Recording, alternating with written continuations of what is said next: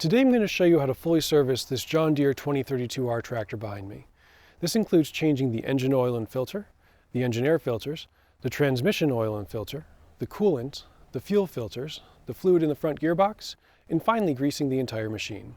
This particular machine is a Gen 1 2032R, which John Deere made through the 2016 model year. Starting in 2017, they switched to the Gen 2s, and there are some differences when it comes to servicing a Gen 2, and where applicable, we'll talk about that. But for the most part, it's going to be very similar. That's also true if you have a 2025R or a 2038R, and for that matter, if you have a similar size machine from a different manufacturer, like a Kubota LX series, the things that we cover here should help you to service that machine as well. So with that being said, let's do it. Alright, before servicing the tractor, I want to take a few minutes to discuss where all of the important components are located and also to describe how certain parts of the machine work. We'll start up front. Just like most cars and trucks, the engine is located underneath the hood, and as is the case with virtually all tractors, it's mounted longitudinally, meaning that the crankshaft is in the direction of travel. Where this tractor differs from most cars and trucks, however, is that the transmission is not underneath the hood. Instead, it's located underneath the driver's seat. Also, this transmission is not a conventional automatic, nor is it a manual with a clutch. Instead, this tractor uses a hydrostatic transmission, which is something you never find in passenger cars. We'll get into how this transmission works in a few minutes, but first, let's take a look underneath the hood. Beginning on the right side of the machine, we have the dipstick, engine oil filter, and oil fill port all located within a few feet of each other. Behind these components are the fuel filters. The filter on the bottom is the fuel strainer and water separator and is the first thing that fuel passes through after leaving the tank. It consists of a screen and a filter bowl that water and sediment can collect in. This works because water and most of the particulate contaminants are denser than diesel fuel, so they settle out to the bottom. Now, if you look closely at the filter bowl housing, you can see that right here, there's a small screw. This is a bleed screw. Unfortunately, it's not mentioned anywhere in the operator's manual. This is a problem because you need to bleed the air out after replacing the filters. Fortunately, the technical service manual, which is the 1300-page manual that the dealers have, does correctly describe how to bleed the fuel system. But the problem, of course, is that most end users don't have that manual. I do, however, and when we get to servicing the fuel system, I'm going to show you how to bleed it correctly. Okay, zooming out a bit, let's talk about this other fuel filter. This is the secondary fuel filter, which is much finer. Its purpose is to filter out any smaller particulates that could clog the injectors. After passing through this second filter, fuel is then routed through this line to the injection pump, where it's pressurized and sent out through these three lines to the fuel injectors. This other line right here is just a return line for any excess fuel. Alright, to better illustrate what I just described, here's a diagram from the technical service manual that shows the entire fuel system. Starting at the tank, fuel goes out through this line here to the filter bowl. After passing through the screen, this little transfer pump pulls fuel up through this line to the secondary filter. After being filtered a second time, it goes out through this line to the injection pump, where it's sent at high pressure out to the injectors. Any excess fuel returns to tank through these lines here. Moving on to the front of the tractor, right here we have the hydraulic oil cooler, and right behind it is the radiator. The housing for the engine air filters is up on the left, and the muffler is here on the right. On the left side of the engine, the first thing that you'll notice is the alternator and the drive belt. Now, in addition to the alternator, the drive belt also powers the coolant pump and the radiator fan. This is different than most cars, where the fan is usually electronic. Also, cars with hydraulic power steering normally have a belt-driven hydraulic pump. But in the case of this tractor, the power steering, which you can see down here, that's the power steering cylinder, the power steering is actually powered by the charge pump in the hydrostatic transmission, which we'll talk about later. Alright, on the left side you'll also find the fuse block, the starter motor, and the hydraulic pump. The hydraulic pump operates the hydraulics for the 3-point on the back, as well as the selective control valve, which is the lever on the right-hand side that's used to operate the loader or whatever other implement you have up front. Here we're looking at the underside of the tractor from the middle towards the back. In the foreground you can see these two hydraulic lines. These are the lines that connect the hydraulic pump to the hydraulics for the PTO and the selective control valve. This is the high pressure line, and right below it is the low pressure return line. You can always tell the difference because the low pressure line is bigger, which makes sense since you need a larger diameter to allow the same amount of flow at a lower pressure. Anyways, up here is the PTO solenoid. When you pull that knob on the control panel that turns the PTO on, what you're actually doing is you're sending a signal to this solenoid here. The solenoid then opens a valve that allows pressurized hydraulic fluid to engage the PTO clutch and disengage the PTO brake. And at that point, the PTO can begin to spin. And speaking of the PTO, this is the mid-PTO down here. And right next to it is one of the drain plugs for the transmission. Broadly speaking, the transmission on this machine can be divided into three parts. First, you have the hydrostatic transmission up front, which is roughly right here. And behind that is the center case. And in the far back is what the technical manual calls the transmission case. I'm going to go over the transmission in detail in just a minute, but first, let's take a look at the back of the tractor. Okay, in the back here you can clearly see both of the final drive housings on either side. There's a drain plug at the bottom of each of these housings that we'll need to remove when draining the transmission. From this angle, you can also see the transmission fluid sight glass. With all of the hydraulic implements lowered, the fluid should be roughly half to 3/4 of the way to the top, which it is. So the fluid level in this tractor is correct. Moving on, right here is the rear PTO shaft, and below it is the cover for the suction screen. Within the screen there are some magnets that help to filter out any metallic contaminants in the transmission fluid. You'll see how to service this later. Alright, right now I want to briefly take a look at some of the drawings from the technical service manual so that we can better understand how the whole transmission works. Most of this detail is hidden within the transmission, so we need to rely on these diagrams to see what's going on. The first diagram that I have on screen here shows the three main parts that make up the entire transmission. Up front here is the hydrostatic transmission, which connects through this shaft directly to the drive shaft coming off the back of the engine. Behind the hydrostatic transmission is the center case. This is where the hydraulic filter attaches, and up top is the fill port for the entire transmission. And lastly, in the back here is the transmission case. This contains the differential and the gearing for the rear PTO. Let's now take a closer look at the hydrostatic transmission. On the bottom here, you can see what it looks like when fully assembled. Notice how there are two shafts. This exploded view here shows all the components around the top shaft, while this view here shows everything around the bottom shaft. Now, broadly speaking, the hydrostatic transmission has four main parts: the charge pump, the valve block, the variable displacement axial piston pump, and the fixed displacement axial piston motor. So here's how this works. Power from the engine comes in the front side of the hydrostatic transmission through the input shaft here. You can't see it in this diagram, but the input shaft does go all of the way through. The shaft is coupled with both the charge pump and the piston pump, meaning that they all rotate together. This rotation is what allows both pumps to compress hydraulic fluid, and in doing so they convert kinetic energy from the engine into fluid energy within the transmission. Let's now talk a bit more about the charge pump, which is housed here. The charge pump pulls hydraulic fluid from the sump through the hydraulic filter. After being pressurized, this fluid then leaves the charge pump and is used to operate the power steering and the PTO clutch and brake. The pressurized fluid from the charge pump is also available as needed for the piston pump to draw from. So in other words, the charge pump ensures that the piston pump is always charged, which is where the name comes from. Moving on, let's now talk about the piston pump and the piston motor, which in this fully assembled view are here, that's the piston pump, and here, that's the motor. Fluid that enters the piston pump is pressurized to about 3,500 psi and then sent through the valve block down to the piston motor. Within the motor, the energy of the high-pressure fluid is converted into rotational kinetic energy. So, simply put, the high-pressure fluid coming out of the piston pump causes the piston motor and the output shaft, right here, to spin. As a result, the fluid pressure drops and the low-pressure fluid returns through the valve block back to the piston pump, and then the cycle repeats. So as you can see, there's a fluid loop between the piston pump and the piston motor. Now, as we'll go over shortly, the output shaft of the piston motor is connected to the wheels through the gearing and the rest of the transmission. So by causing the piston motor to spin, this exchange of energy between the piston pump and motor is what ultimately drives the tractor. Let's wrap up our discussion of the hydrostatic transmission by discussing this diagram here. By now, this portion of the drawing should look familiar since this is the entire hydrostatic transmission. As we've already discussed, this is the input shaft, which is where power comes in from the engine. The charge pump is located right here. This is the valve block. The variable displacement piston pump is in the back, and the fixed displacement piston motor is on the bottom. Now this diagram is nice because it shows all of the gearing in the transmission, which includes the gearing for the rear PTO, the range gearing, which we'll discuss in a minute, but for now suffice it to say that this is your low and this is your high, the manual front-wheel drive, the gearing for the mid-PTO, and of course the differential in the back.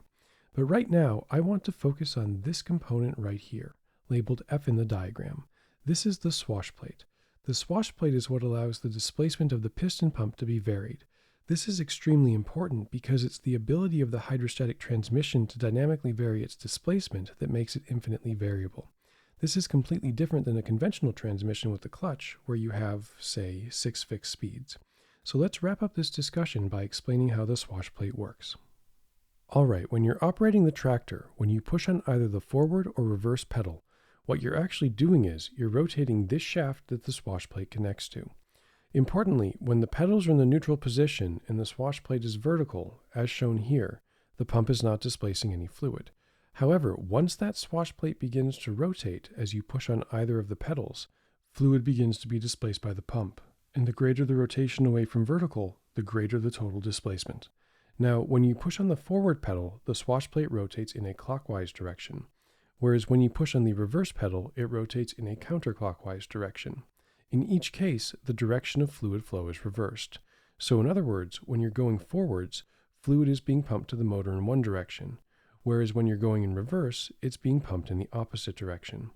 This of course causes the motor to spin in opposite directions and is what allows for forward and reverse travel.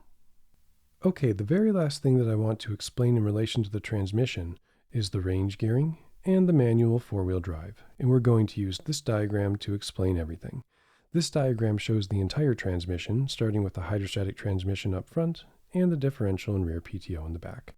Now, the point that I want to explain here is how power gets from the hydrostatic transmission to the differential, which of course is connected to the rear wheels. We'll also talk about how power gets to the front-wheel drive shaft if you're in four-wheel drive. Of course, this all begins with power coming in from the engine. We've already discussed how the engine spins the input shaft on the hydrostatic transmission, which allows the piston pump to send pressurized fluid to the piston motor, thus spinning the output shaft, which is colored brown here. So let's start here at the output shaft. The output shaft is connected through this small pink shaft to the yellow shaft, which is the main shaft in the transmission. Whenever the piston motor is spinning, so too is the main shaft. Now the main shaft has 2 gears machined into it. P, the smaller one, is your low gear, and Q, the larger one, is your high. Okay, let's now talk about this shaft here, right below the main shaft. This is the pinion shaft, so named because it has a pinion on the back that interfaces with the ring gear on the differential. Now these 2 gears here shown in blue are in constant mesh with the gears we just discussed on the main shaft. What's different about these gears though is that they're not machined into the pinion shaft. Instead, they're free to rotate. But that can change depending on the location of this component right here. This is the range selector collar, which is keyed to the pinion shaft, meaning the 2 must rotate together. When you put the tractor into gear, say for this example low gear, mechanically what you're doing when you pull the gear selector lever is you're forcing the range selector collar to engage the cogs on this gear, locking the 2 together. So now, as the main shaft rotates, instead of spinning freely over the pinion shaft, this gear forces the pinion shaft to rotate as well. This transfers power out the back pinion to the differential and ultimately to the rear wheels. To make what I just said a bit more clear, here's an exploded view of the entire pinion shaft. This gear right here is your low, this is the range selector collar, and this is your high. This gear up front is for the four-wheel drive, and this one in the back is for the PTO. Don't worry about that though. Right now we're just going to focus on this here. Now, when the tractor is in neutral, the collar does not engage either of these 2 gears. As a result, they just rotate freely over the pinion shaft and don't transfer any power. But when the tractor is in low gear, the collar engages these cogs and forces this gear to rotate with the pinion shaft. Conversely, when the tractor is in high gear, the collar engages these cogs, forcing this gear to rotate with the pinion shaft. In both cases, when you're in gear, the pinion shaft is forced to rotate with the main shaft. The only difference is the rate of rotation. For any given RPM on the main shaft, the pinion shaft will be spinning about 3 times faster when in high gear than when in low. Okay, the last thing to talk about is the four-wheel drive, which is very straightforward. The front drive shaft connects here to this blue shaft, but you're only in four-wheel drive when this green shaft and the blue shaft are connected together. So in other words, when you push down on the manual front-wheel drive lever, what you're doing is you're connecting these 2 shafts. This is made possible by the shift collar here, labeled I. When you put the tractor into four-wheel drive, the shift collar, which is keyed to the blue shaft, moves back and engages cogs on the end of the green shaft, thus forcing the 2 shafts to rotate together. Note that this system is very similar to what we just discussed with the collar that engages the range gearing. Now the green shaft has a gear on the back, labeled J. It connects to the pinion shaft through this free spinning gear on the main shaft. That's what this green arrow indicates. Because of this, any rotation of the pinion shaft is transferred to the front drive shaft. And because these two gears, both labeled J, have the same number of teeth, the two shafts rotate at the same speed. All right, I hope that you found this discussion of how the transmission works to be interesting, and hopefully you now have a better understanding of how this tractor is put together. At this point, it's time to actually service the machine, so let's get to it. We're going to begin by changing the engine oil. This should be done every 200 hours or every 12 months, whichever comes first. It's best to drain the oil while the engine is hot, so I'm going to let the tractor idle for a few minutes.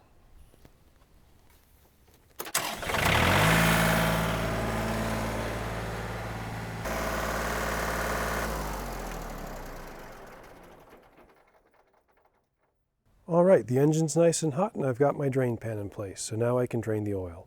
But before I do that, I'm going to pull the dipstick. This will help the oil to drain more smoothly by preventing the formation of a vacuum.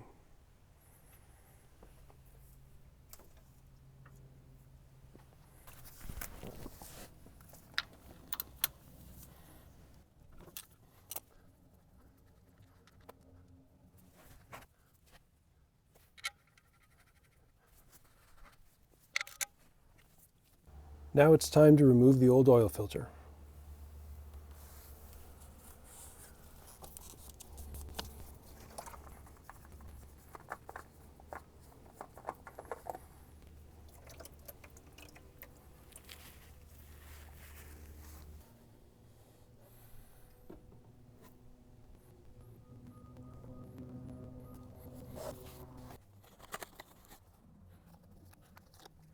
You always want to lubricate the gasket before putting it back on the tractor, so let's do that now.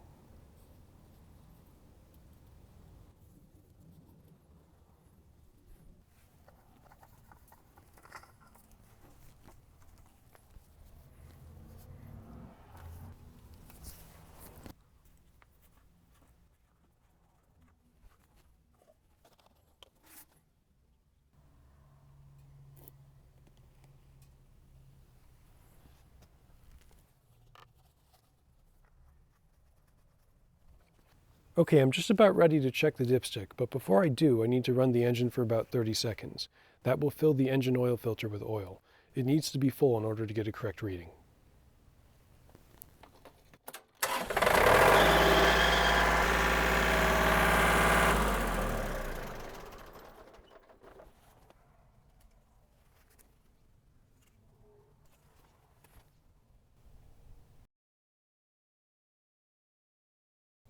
That looks good. We're about 3/4 of the way to the top line. All right, now it's time to change the air filters. This tractor has both a primary and a secondary air filter. The primary is on the outside, the secondary is on the inside. You'll need to change the primary a lot more than the secondary, but today I'm doing both.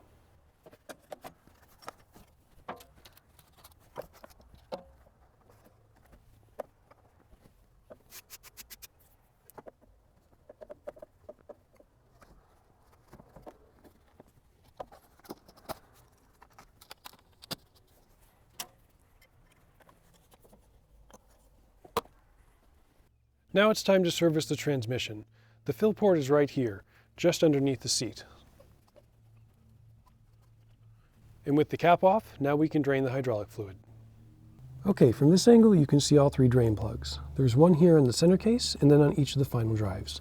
Here and right here. You can also see the transmission filter up top. So we're going to remove all these components right now. Now I only have 2 drain pans, so I'm going to start with one of the final drives in the center case, and then I'll do the remaining final drive after that.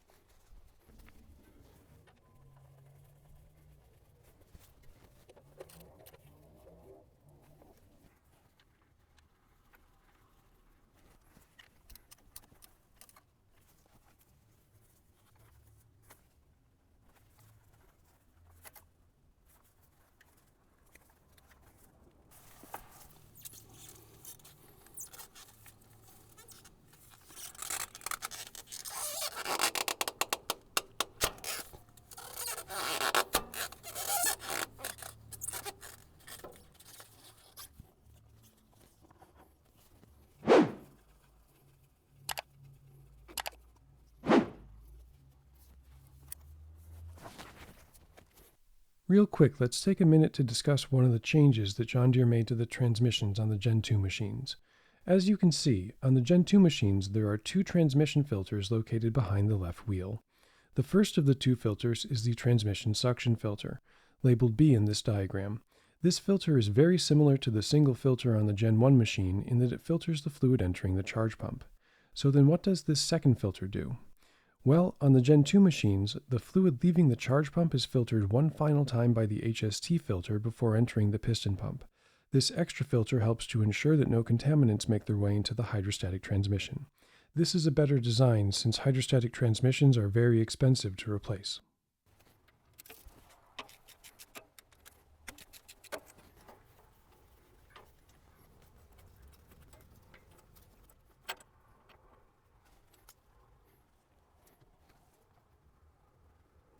Alright, let's take a closer look at this suction screen. It's actually very, very clean. There's hardly any metallic debris on here whatsoever. It's been a full 200 hours since I serviced this tractor, but you can hardly tell. That tells me that the transmission's not wearing very much, which is a good sign. There are some magnets inside, so let's see what those look like.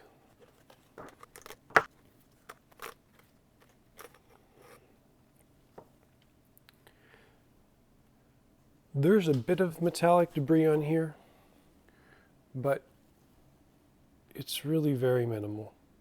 That's what you would expect after 200 hours. So all we have to do here is just wipe everything down with the clean shop cloth and then put it right back.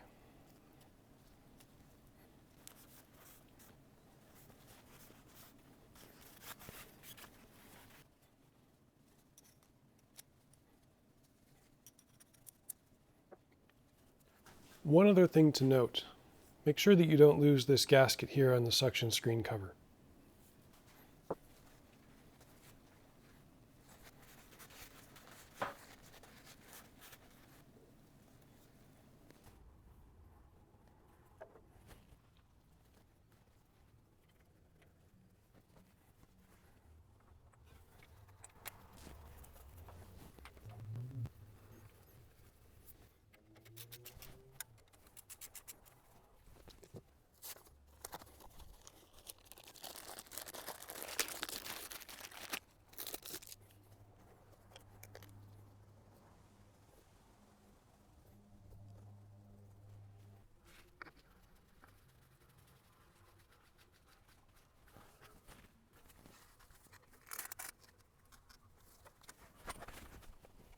Alright, at this point we need to figure out how much fluid came out of the transmission. The total system capacity is 4.6 gallons, but if we use that number when refilling it, we're going to put too much fluid back. That's because with transmissions, you never get everything out. There's always going to be some fluid remaining. So let's see what came out and then put the same amount right back in.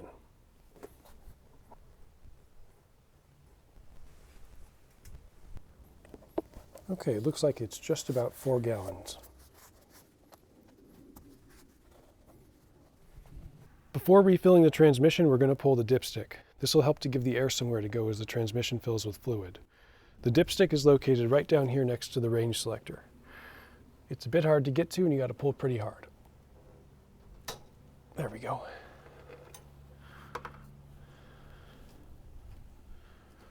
Okay, I've got a 2.5 gallon container of High Guard and then two 1 gallon containers.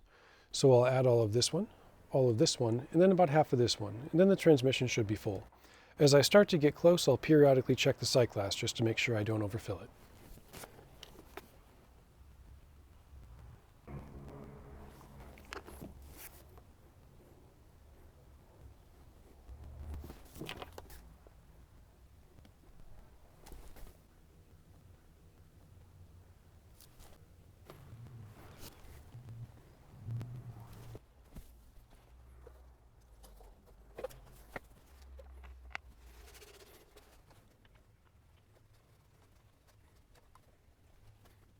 Now it's time to service the fuel system.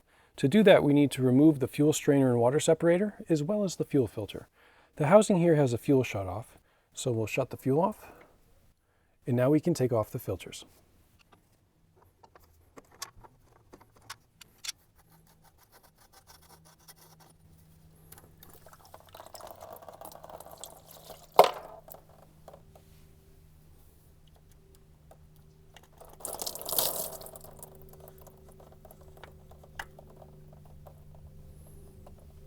Okay, I paused the video here to note that there are two gaskets associated with the fuel strainer and water separator, and you can see that both stayed on the machine after the screen and bowl were removed. The inner gasket can stay where it is. You don't need to remove or replace it unless it's damaged, but the outer gasket should be removed, cleaned, and put back onto the bowl before reinstalling it.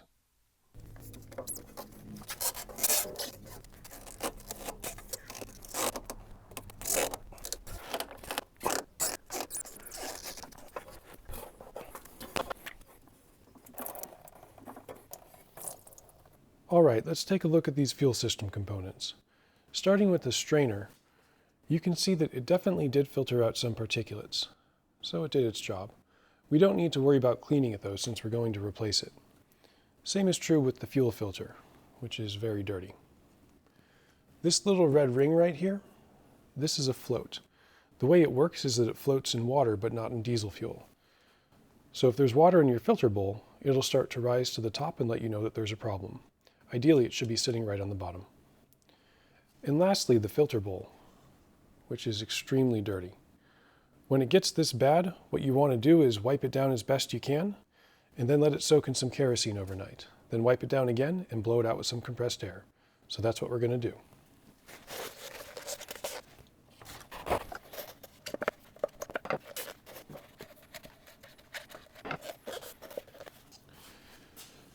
You can see that's better, but there's still a lot of stuff down there, so we'll let it soak overnight.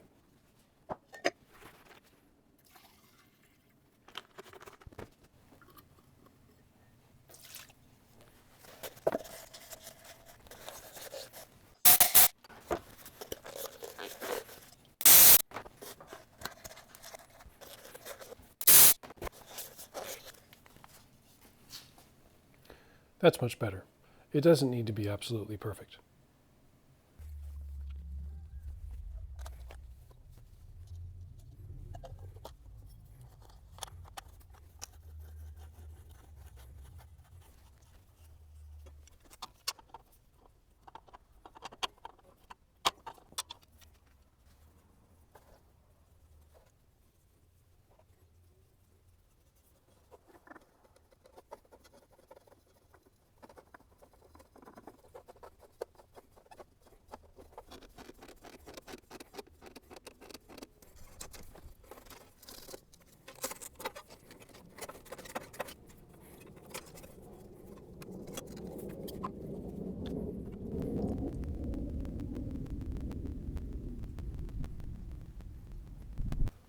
All right, now we need to bleed the air out of the lines. To do that, we're going to use this little bolt right here. We need to back it off a few turns and then watch as the fuel comes out. Once we see a steady stream with no air, we can tighten it back down. This doesn't take long at all because the fuel lines in this tractor are very short. I just let it run for 5 to 10 seconds and then retighten it.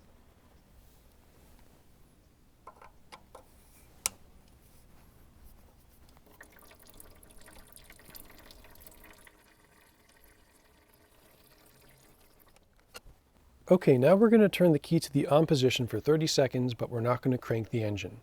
So in other words, we're just turning on the electrical system. This will give the fuel transfer pump time to fill the lines with fuel. After 30 seconds, we can turn the engine over and it should start up just fine.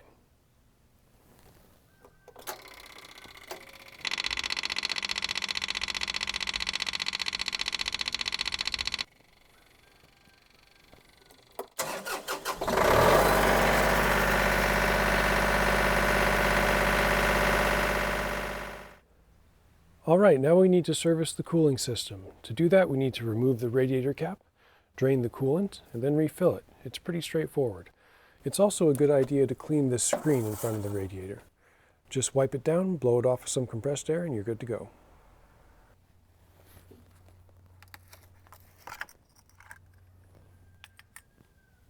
Okay, to drain the coolant, all we have to do is open up this petcock on the underside of the radiator.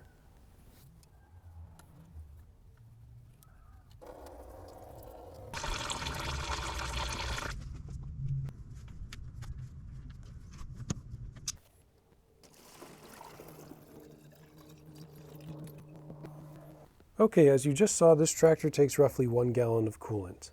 Today I'm going to be using the coolant concentrate to refill it, but that means I have to mix it myself. The way I do this is I take a clean 1 gallon jug, fill it halfway with distilled water, and then fill the remainder with the coolant concentrate. It's best to do it this way so that you don't pour concentrated coolant into the radiator.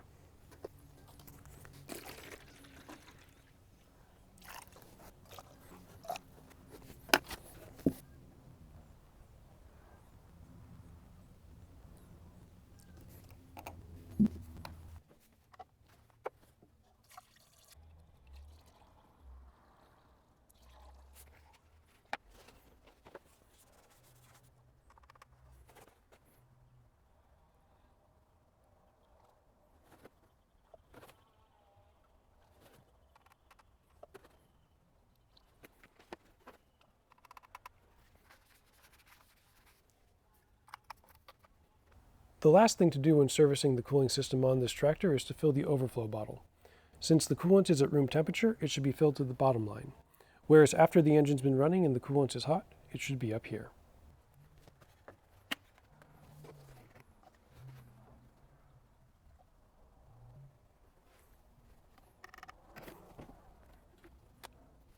Okay, one last note about the cooling system. On the left side of the engine, there is a drain plug that can be removed to drain the coolant out of the engine block. When you use the petcock on the radiator like I just showed, you get about 80% of the total volume. But if you want to get that last 20%, you'll need to remove this drain plug.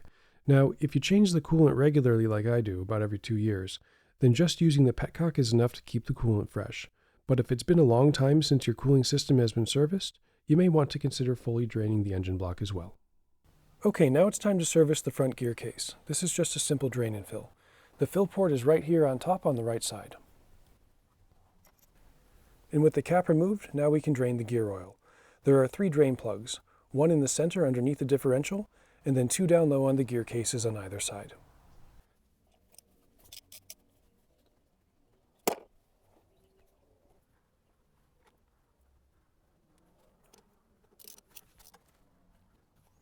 Okay, the hardest part of this job is draining the rest of the oil out of these gear cases.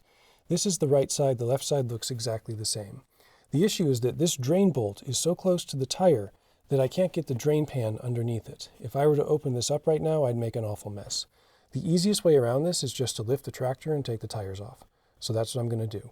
And after that, I'll have excellent access.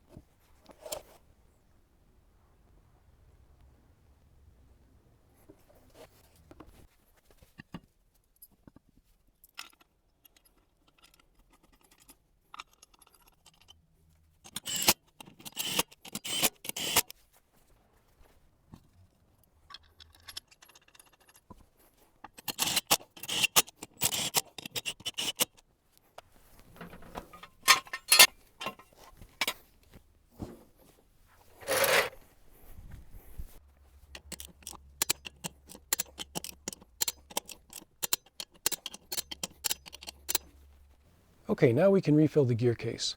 To do that, I'm going to use this GL5 product by John Deere, which is really just an 80W90 gear oil. Now, refilling a gear case is a bit different than refilling an engine or transmission, and that's because gear oil is much heavier than hydraulic fluid or engine oil. Because of that, after you've refilled the gear case to the point where it's overflowing, you have to wait about an hour to give the fluid time to settle. And after that hour has passed, you can then top it off. If you don't do this, you're going to end up underfilling your gear case.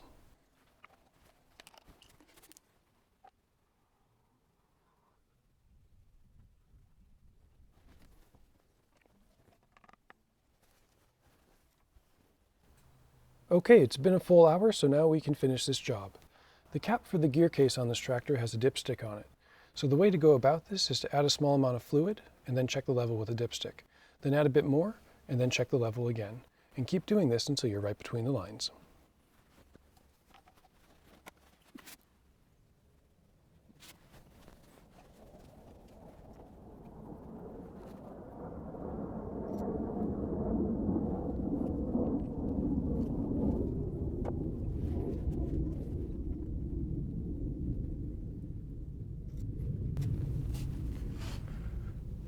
It actually seems like I got it on the first try.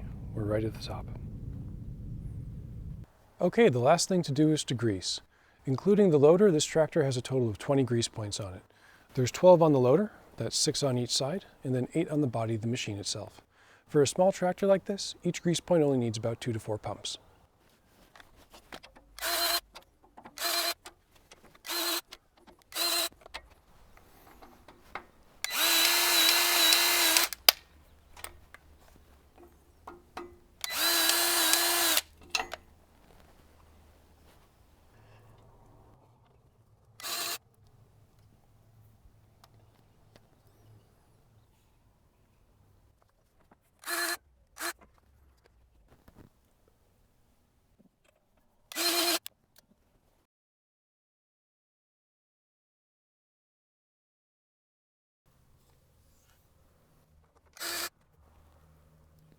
Okay, let's take a minute to talk about the last 4 grease points on this machine, which you'll see me grease shortly. These 2 here are on the left side just behind this linkage for the brakes, and these 2 over here are on the right side just underneath the forward and reverse pedals. What's odd about these grease points is that they're not mentioned anywhere in either the operator's manual or the technical service manual. And what's even stranger is that no matter how much grease you pump in, it doesn't squeeze out anywhere. The grease is just getting trapped up in the clutch housing. It's not clear to me why John Deere put these grease fittings on the machine, but I have to imagine that they're there for a reason. So every time I grease, I just give them a few pumps and call it a day.